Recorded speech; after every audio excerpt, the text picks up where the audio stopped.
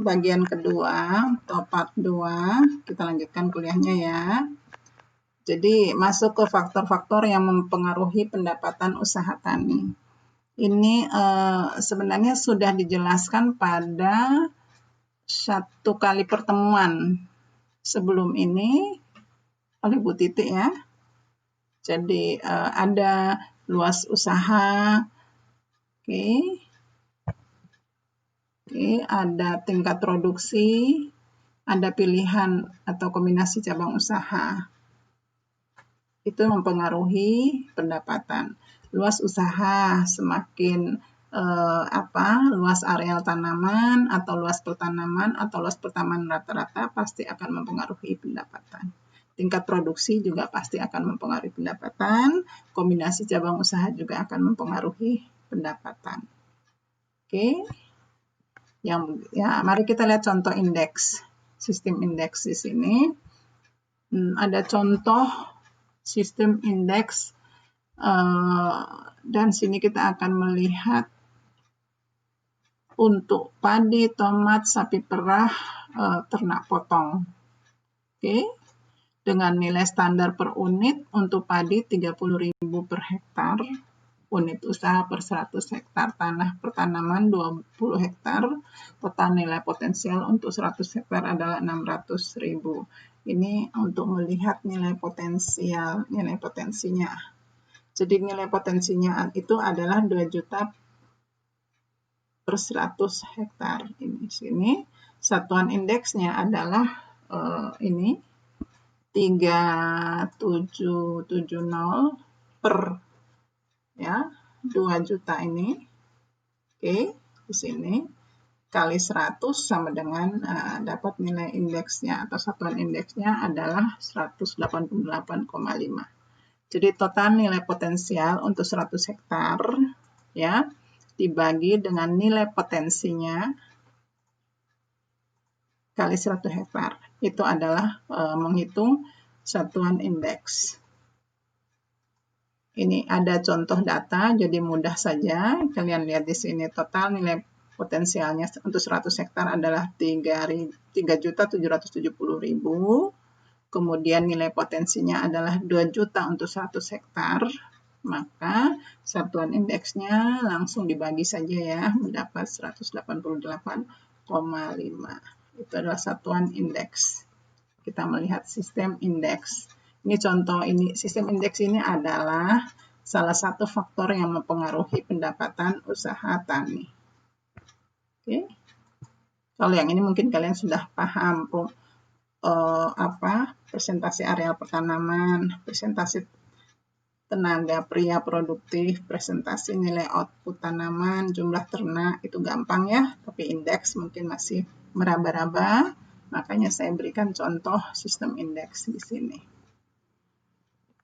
Oke, kita masuk ke beberapa analisa perbandingan untuk usaha tani. Analisa perbandingan yang pertama current ratio. Oke. Current ratio itu didapat rumusnya adalah current asset per current liabilities. Oke. Ini ya rumusnya. Current asset per current liabilities. Untuk apa? Untuk mengukur likuiditas usaha tani. Dengan aturan bahwa berbagai pihak sumber modal usaha lain menggunakan standar rasio 3:1.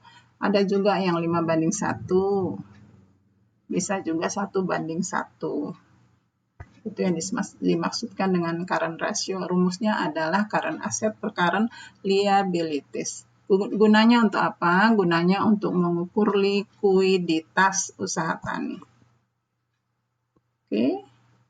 Nah, kendala keterbatasan dalam current ratio itu yang pertama adalah keuangan tunai, schedule pembayaran tidak selalu sejalan, kemudian overestimate. Oke. Nah, itu penjelasan mengenai current ratio. Yang kedua adalah intermediate ratio. Rumusnya bagaimana? Rumusnya adalah current tambah intermediate asset per current tambah intermediate liabilities. Oke. Ini rumusnya ya. Jangan lupa. Nanti saya kasih contoh angka-angka untuk kita hitung. Untuk apa intermediate ratio? Untuk mengukur likuiditas juga ya. Oke, Satani. Aturannya sama dengan current ratio. Solvency ratio. Nih dalam Satani banyak menghitung nih. Bagaimana menghitung solvency ratio? Solvency ratio dihitung dengan cara total aset bagi total liabilities. Ya. Jadi total aset dibagi dengan total liabilities. Untuk apa solvency ratio? Untuk mengukur kesetaraan. Oke. Kesetaraan finansial dari satu usaha tani. Itu solvency. Nah, ini punya kendala banyak ya untuk keterbatasan rasio ini. Dikatakan bahwa usaha tani terlalu cepat ingin berkembang. Biasanya begitu ya, pilihan usaha terlalu besar resikonya, pengelolaan lemah, pengeluaran modal meningkat, besar sekali, ini harus diperhatikan semua.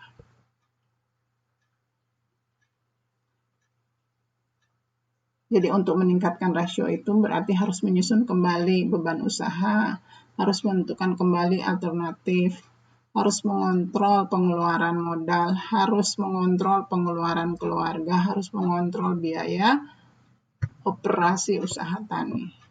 Oke. Ada juga average atau debt to equity ratio. Untuk apa average ratio atau debt to equity ratio?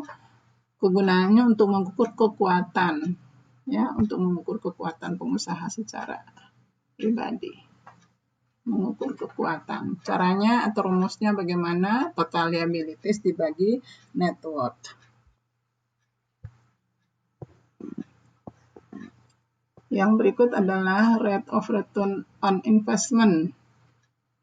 Oke, didapat dari net farm income ditambah bunga yang harus dibayar, dikurang tenaga kerja, dikurangin biaya pengelolaan, dibagi rata-rata aset. Oke, Ibu bilang cepat aja karena ada di sini ya. Semua ada di slide. Gunanya untuk apa? Mengukur keuntungan usaha ya, dalam hubungannya dengan investasi yang digunakan. Ini sebelum kita masuk ke materi yang lanjut, saya hanya kasih sekilas aja.